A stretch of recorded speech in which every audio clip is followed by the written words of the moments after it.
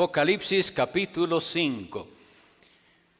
Este es el sermón número 15 de la serie. Y hemos titulado este sermón, El Cordero es digno. Dice así la palabra de Dios. Leo de la versión Reina Valera de la Sociedad Bíblica Trinitaria. Y vi en la mano derecha del que estaba sentado sobre el trono un libro escrito por dentro y por fuera, sellado con 7 sellos. Y vi a un ángel fuerte que pregonaba a gran voz: ¿quién es digno de abrir el libro y de desatar sus sellos? Y nadie, ni en el cielo, ni en la tierra, ni debajo de la tierra, podía abrir el libro, ni aún mirarlo. Y yo lloraba mucho, porque no había sido hallado nadie digno de abrir, ni de leer el libro, ni de mirarlo. Y uno de los ancianos me dijo: no llores. He aquí que el león de la tribu de Judá, la raíz de David, ha vencido para abrir el libro y desatar sus 7 sellos. Y miré, y he aquí en medio del trono y de los 4 seres vivientes y en medio de los ancianos, estaba en pie un cordero como inmolado, que tenía 7 cuernos y 7 ojos, que son los 7 espíritus de Dios enviados a toda la tierra. Y él vino y tomó el libro de la mano derecha de aquel que estaba sentado en el trono. Y cuando hubo tomado el libro, los 4 seres vivientes y los 24 ancianos se postraron delante del Cordero, teniendo cada uno arpas y copas de oro llenas de incienso, que son las oraciones de los santos. Y cantaban un cántico nuevo, diciendo: digno eres de tomar el libro y de abrir sus sellos, porque tú fuiste inmolado y nos has redimido con tu sangre para Dios, de todo linaje y lengua y pueblo y nación. Y nos has hecho para nuestro Dios reyes y sacerdotes, y reinaremos sobre la tierra.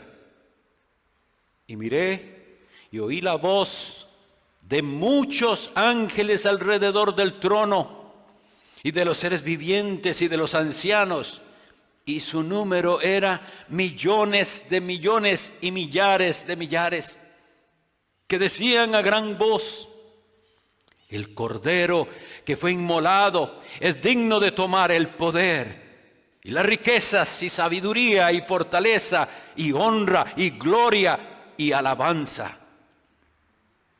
Y oí a toda criatura que está en el cielo y sobre la tierra y debajo de la tierra y que están en el mar, y a todas las cosas que están en ellos, diciendo: al que está sentado en el trono y al Cordero sea la alabanza y la honra y la gloria y el poder por los siglos de los siglos.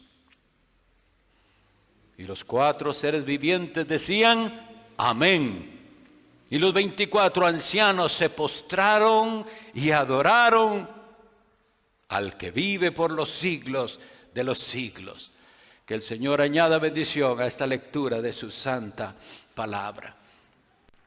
En el sermón número 14 estuvimos viendo la primera mitad de este capítulo, y solo quisiera hacer un recordatorio de esa primera parte que fue tan emotiva para mí: el lloro del apóstol Juan y el consuelo que él recibió. ¿Por qué Juan lloraba con ese desconsuelo? ¿Qué es lo que representa ese libro? Él decía, no hay nadie en los cielos, una criatura celestial, ángeles, no hay alguien que pueda. Ese libro que representa la historia y el desenlace de la historia de la humanidad. Es que imaginen lo que significaba eso. Entonces no se sabe qué va a pasar. ¿Qué va a pasar con nosotros? ¿Qué va a pasar con este mundo, con la humanidad? ¿Qué va a suceder? Si no hay alguien digno de abrir ese libro, no podíamos saberlo. Pero gloria a Dios. Un anciano le dice, no llores. El león de la tribu de Judá, la raíz de David, ha vencido. Y entonces estuvimos viendo todos esos elementos del Mesías, el Hijo eterno de Dios que vino a este mundo, se hizo hombre. Y Él venció para poder abrir el libro sellado. En todo este estudio del Apocalipsis, yo quisiera recordarles que no estamos buscando detalles específicos, ni sobre el anticristo, ni sobre el fin del mundo.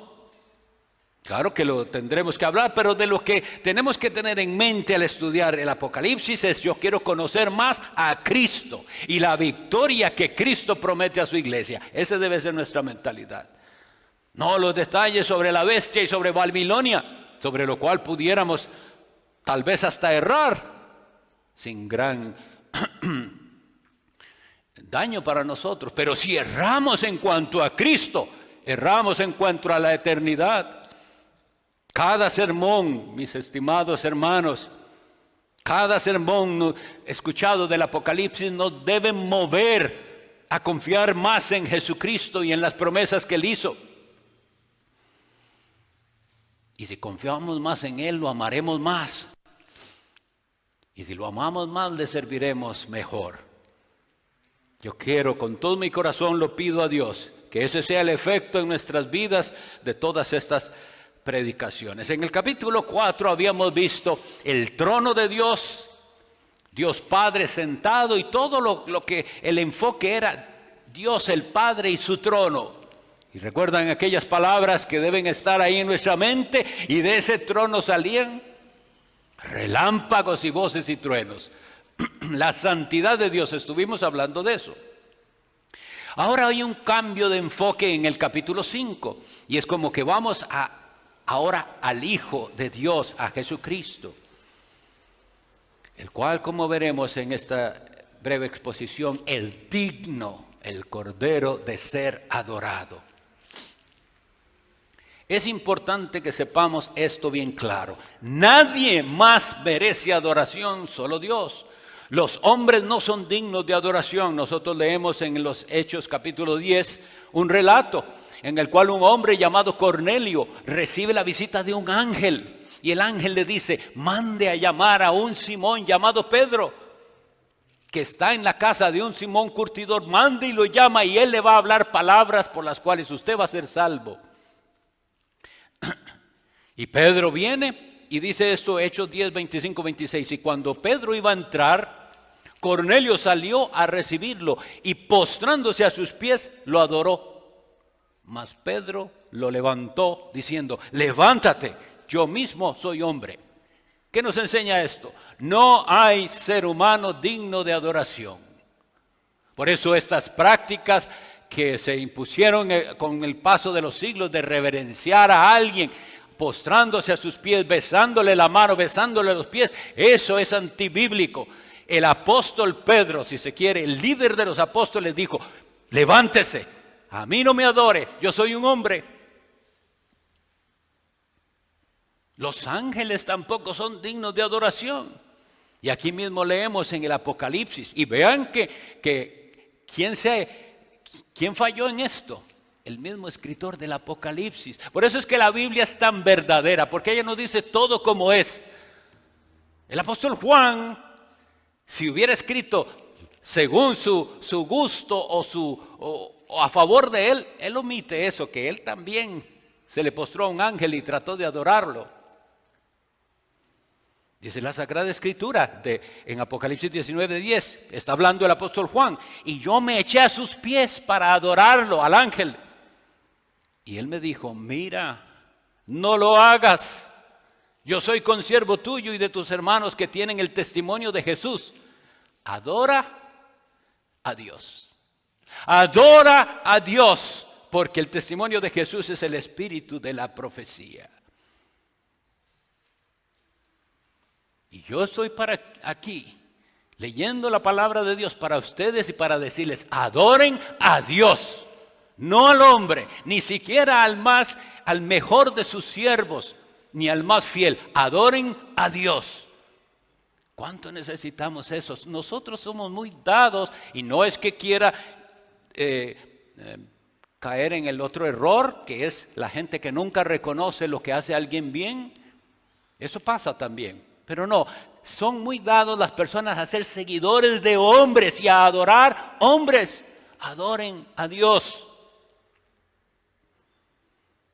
Pero entonces aquí vemos, ni los hombres reciben adoración, ni los ángeles merecen adoración, pero el Hijo, desde antes de su encarnación y después de su nacimiento, recibe adoración.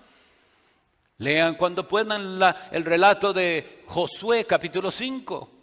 Han pasado a la tierra de Canaán. Y Josué ve a alguien allá. Y le pregunta en el capítulo 5 a ese personaje, ¿eres tú de los nuestros o eres enemigo? Y él le dice quién es. Como príncipe del ejército de Jehová he venido ahora. ¿Saben quién era? El Hijo de Dios antes de su encarnación. ¿Y qué hizo Josué? Se postró y adoró. A ese sí se le puede adorar. Y él le dijo, quítese el calzado de sus pies porque esta tierra es santa. ¿Qué hizo que esa tierra fuera santa? Dios, el Hijo, vino al mundo. El ángel de Jehová, y repasen todas esas partes, la aparición del ángel de Jehová a los padres de Sansón, etcétera, nos muestra el Hijo de Dios es digno de adoración. Y esa palabra que la habíamos visto en un estudio hace varias semanas, adoró, proskuneo, el griego, postrarse, reconociendo la majestad y sometiéndome por completo a aquel ante quien me postro. Esa es la misma palabra que viene en Apocalipsis 5:14 cuando se habla del Padre y del Hijo. 5:14 lo leímos, que dice, y los 4 seres vivientes decían amén, y los 24 ancianos se postraron y adoraron. Es la misma que viene en el 5:8, dice, y cuando hubo tomado el libro del Cordero, los 4 seres vivientes y los 24 ancianos se postraron, adoraron.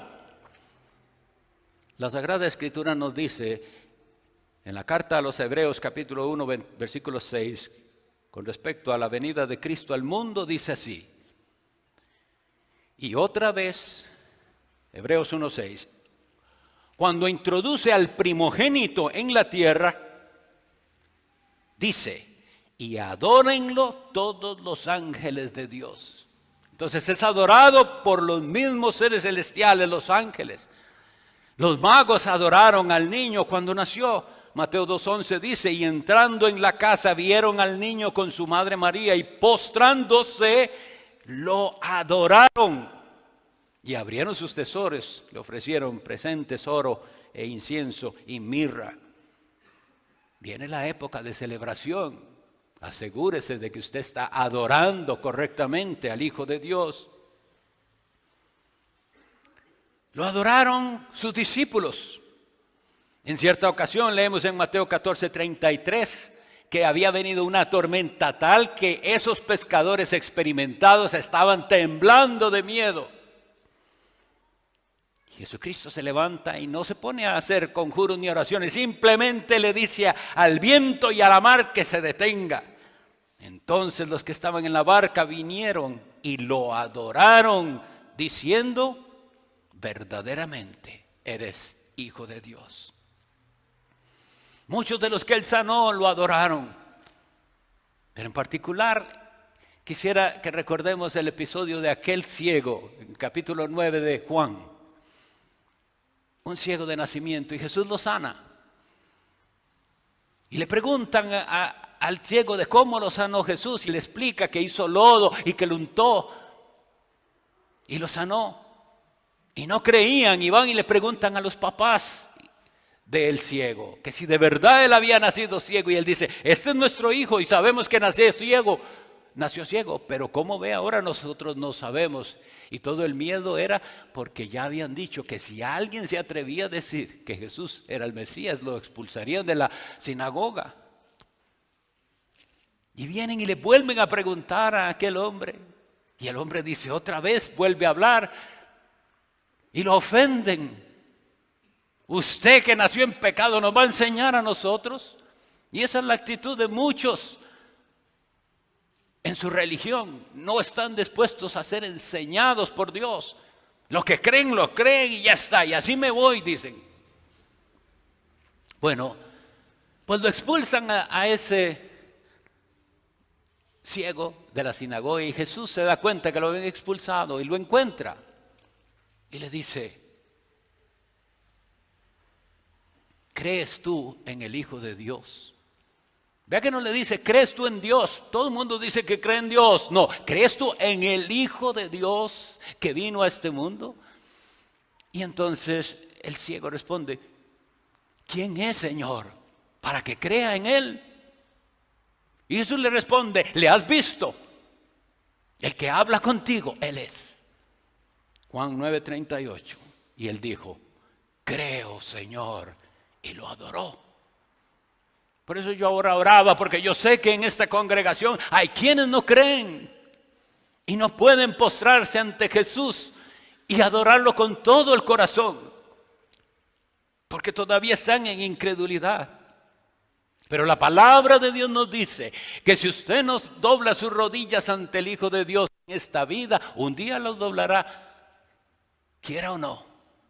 Filipenses 2, del 9 al 11 nos dice, después de haber hablado de la humillación del Hijo de Dios, que se hizo como nosotros, se hizo menor que los ángeles, pero después es exaltado en su resurrección, y dice Filipenses 2, 9 al 11, por lo cual Dios también lo exaltó a lo sumo y le dio un nombre que es sobre todo nombre, para que en el nombre de Jesús se doble toda rodilla de los que están en los cielos y en la tierra y debajo de la tierra, y toda lengua confiese que Jesucristo es el Señor, para la gloria de Dios Padre.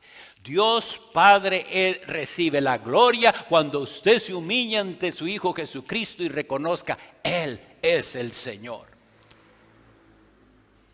La palabra que aquí se usa para Cristo, para decir que Él va a poder abrir ese libro, el libro sellado, es digno. Es decir, a Él le corresponde, Él merece, Él tiene el derecho de hacerlo. Y de lo que nos está recordando es de la entronización del Verbo encarnado. Porque miren, en la eternidad, Jesucristo, el Hijo de Dios, en la eternidad era uno, como siempre, con el Padre, como leemos en Juan 1:1. Y el Verbo era con Dios y el Verbo era Dios. Tenía toda potestad, pero luego se hace hombre, se humilla. Y esto es lo que se nos está enseñando después de esa humillación, cuando Él asume la naturaleza humana. Ahora vamos a tener que entender esto. Él lleva ahora su naturaleza humana al mismo cielo. Antes de ascender, Él dice en Mateo 28, toda potestad me es dada en el cielo y en la tierra.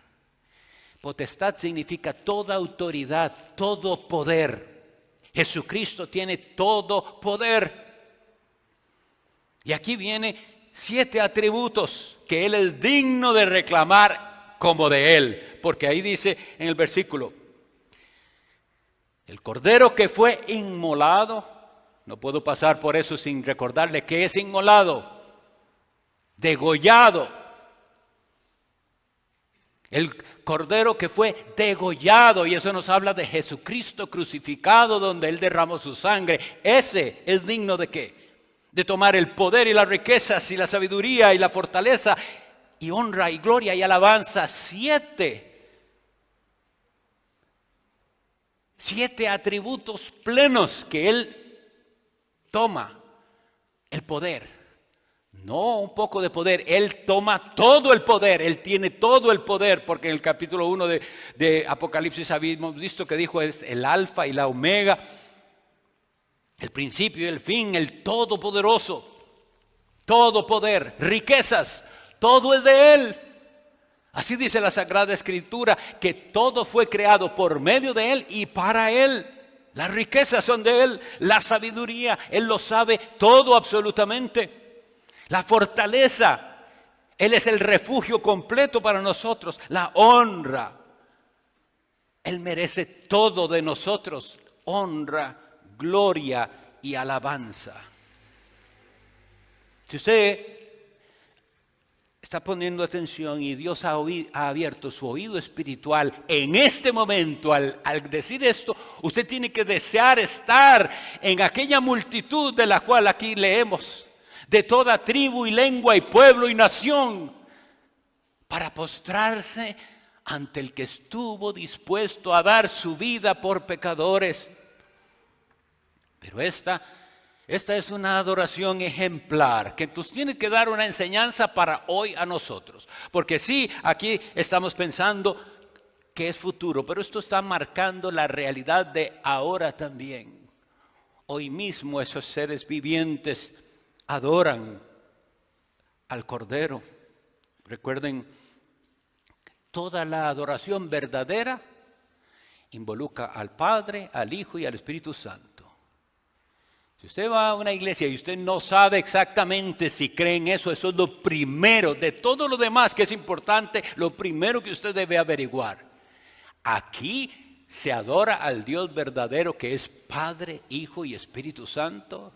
Aquí se entiende que el Padre no recibe adoración si no es por medio de su Hijo Jesucristo. Aquí se entiende y se predica que nadie puede llamar a Jesús Señor si no es por el Espíritu Santo. Como dice 1 Corintios 12:2. ¿Y qué es esto de que nadie puede llamar a Jesús Señor? Porque muchos lo llaman Señor. Y Cristo dice que en el día final le dirán Señor, Señor. Es decir, que sí podían decirlo. Se refiere a algo más, ¿verdad?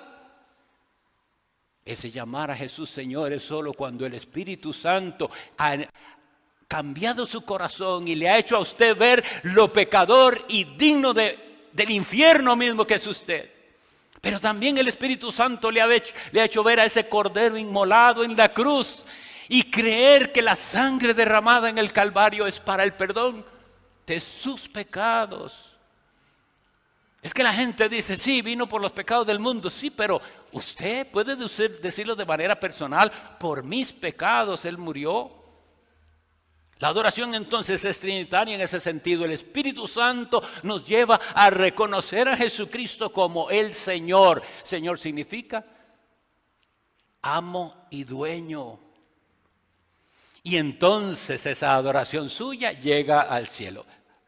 Revise, si usted viene de visita o va a alguna otra iglesia, revise si la adoración es trinitaria. Porque si no es la adoración trinitaria, no es aceptable delante de Dios. Dice la palabra de Dios en Colosenses 3:17, y todo lo que hacéis, sea de palabra o de hecho, hacedlo en el nombre del Señor Jesús, dando gracias a nuestro Dios y Padre por medio de Él. De palabra o de hecho, es decir, todo. Cuando bautizamos en el nombre de Jesús. Eso lo hemos explicado antes.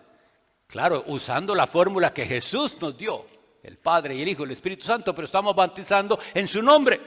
Cuando se administra la cena del Señor, la hacemos en el nombre de Jesús. Las oraciones elevamos en el nombre de Jesús. Nuestras alabanzas en el nombre de Jesús. Pero en el nombre de Jesús no significa esa frasecita que repiten una y otra vez. En el nombre de Jesús, no. Es que yo puedo entender que solo por la mediación del Hijo de Dios puedo ser escuchado y mi oración atendida. Si Cristo no es su mediador, si Él no es su Señor, no hay oración que llegue y sea aceptada y recibida en el cielo. Unos poquitos detalles con respecto a lo que hemos leído aquí. Yo trato de leer despacito porque si usted le pone atención a la palabra leída, ya ahí Dios está hablándole. Yo leí por eso despacio. Y yo les digo, ¿qué vieron ustedes en lo que yo leí? ¿Qué elemento es ahí evidente? La reverencia. La adoración celestial es reverente. Hay postración, hay asombro. No hay estos escándalos modernos y esas cosas tan... Miren, es impresionante lo que Satanás ha hecho metiendo en las iglesias las locuras más increíbles. Reverencia se olvidó para siempre. Pero aquí tenemos el modelo. Y nosotros no es que ya hemos llegado. Para aquí, esto es nuestro modelo, mis hermanos. No somos los reverentes que debíamos ser. No nos postramos realmente en asombro ante Dios y ante su Hijo Jesucristo por lo que Él hizo por nosotros. Aquí está la corte del cielo, los millares y millares, invitándonos a unirnos a ellos en la adoración.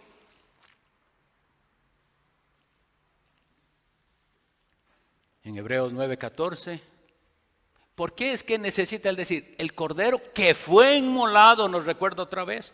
Hebreos 9:14 dice, cuánto más la sangre de Cristo, quien por el Espíritu eterno se ofreció a sí mismo sin mancha a Dios, limpiará vuestras conciencias de las obras muertas para que sirváis al Dios vivo. Hermanos, este versículo es digno de prestar atención. Aquí nos está diciendo que Jesucristo, este cordero que fue inmolado, lo hizo por el Espíritu eterno. Ungido por el Espíritu Santo, pudo ofrecerse sin mancha a Dios.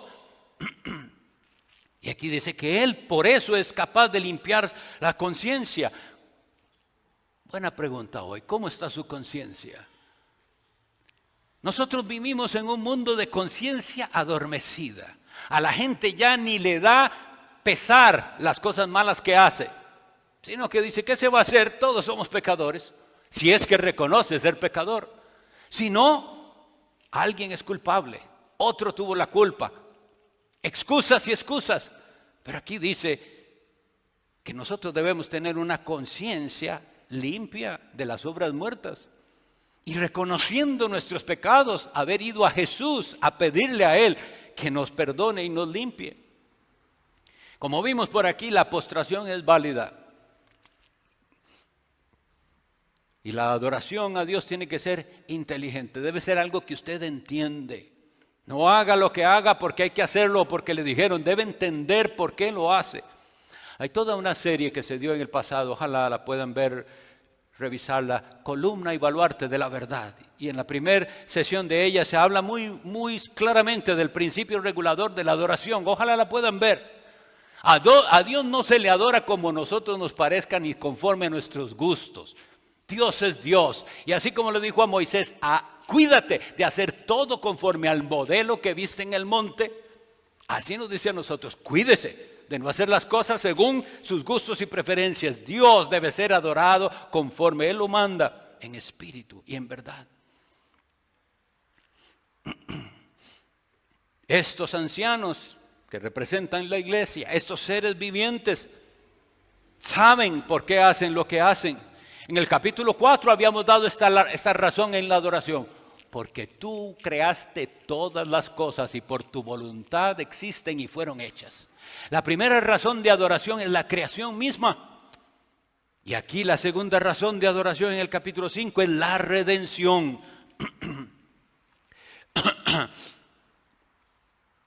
Estas arpas y copas no son fáciles, no son difíciles, quiero decir, de interpretar.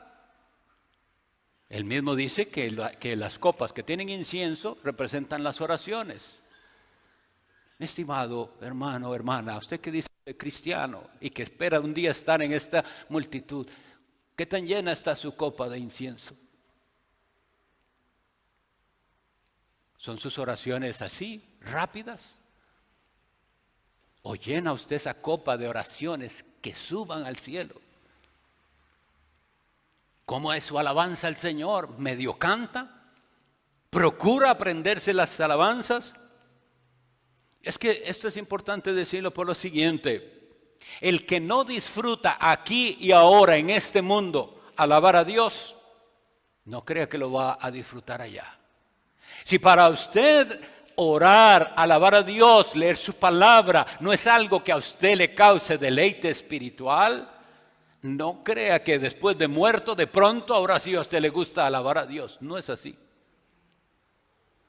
Esa falta suya de adorar a Dios con todo su corazón, lo que demuestra es que usted no está preparado para la eternidad. Pero puede prepararse y aprender a adorar al Señor, no conforme al mundo ni a sus gustos, sino como Él lo ha establecido. Con esta reverencia, con este júbilo pero espiritual, no gozo mundano. Miren, aquí hemos leído una cosa que nos da una gran enseñanza.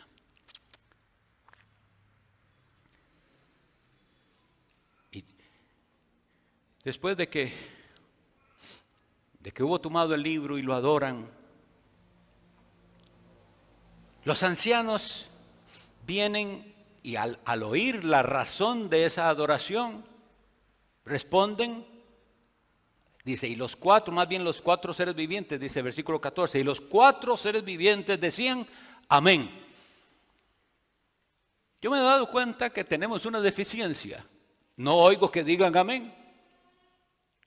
Amén es una palabra válida y deberíamos en conjunto decir ese amén, esa confirmación, yo creo, es cierto, es verdad. Las oraciones deben terminar con un amén conjunto a Dios. Y también es válido en media predicación si usted está de acuerdo decir un amén sabio. Un amén, una respuesta suya a la palabra de Dios. No es un amén de ese forzado que entonces el pastor está hablando y amén. Y todo el mundo, amén. Pero eso no es así. Tiene que salir de su corazón, de una aprobación a la palabra de Dios que ha llegado a su corazón.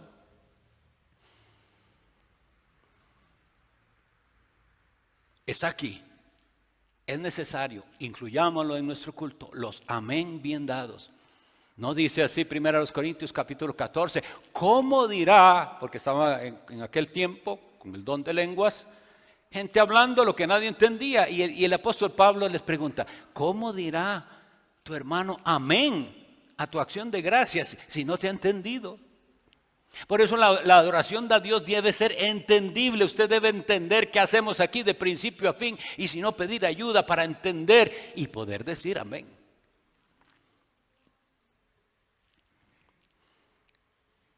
Como les decía, miren, estamos estudiando un libro que es precioso y tiene muchas enseñanzas. No es imposible que erremos en alguna interpretación, en el significado de algunas cosas. Pudiera ser que erremos. Supongamos esto. Yo les había dicho lo que yo considero que representaban esos 4 seres vivientes. Bueno, y si nos equivocamos y no representa eso, hermanos, eso no es tan grave. Pero lo que no podemos fallar es en reconocer que esos seres vivientes, sea lo que sea que representan, adoran al Cordero de Dios. Se postraron ante Él. Y si el Cordero de Dios no fuera divino, si no fuera Dios, ¿saben qué sería eso? Una idolatría. Y cuando leemos en el Apocalipsis de quienes van al lago de fuego, los primeros son los idólatras.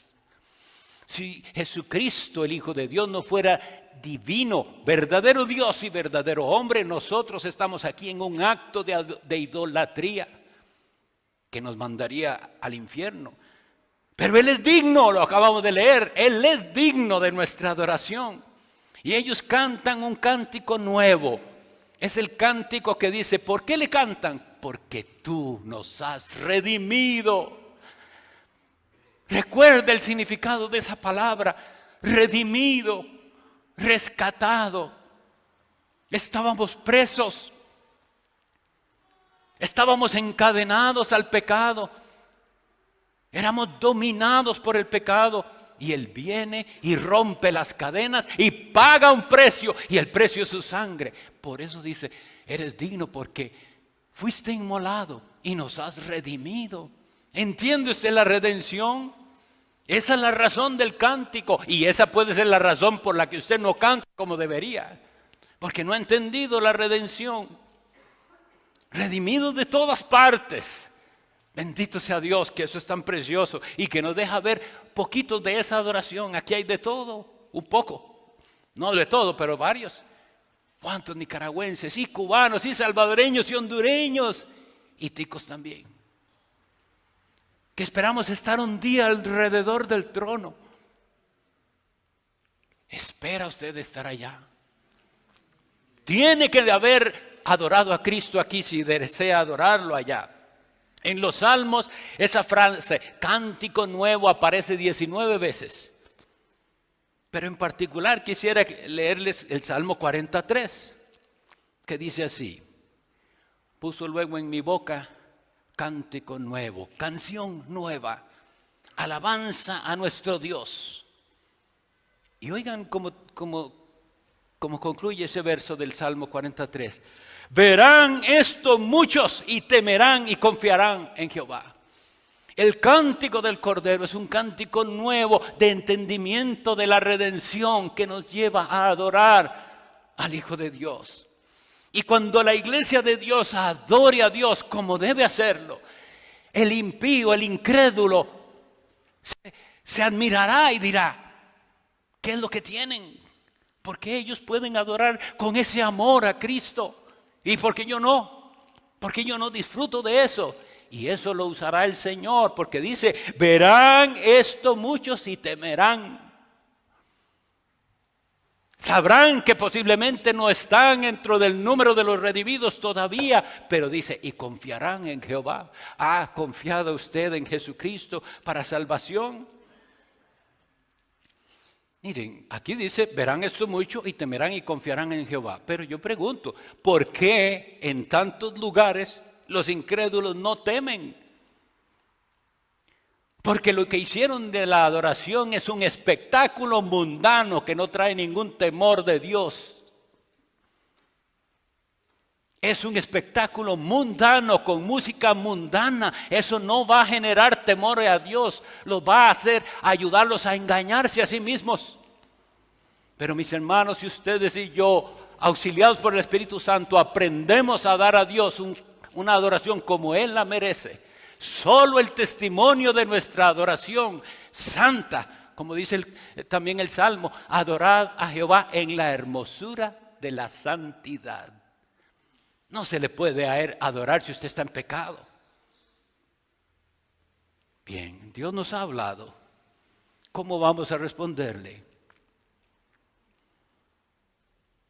Oremos.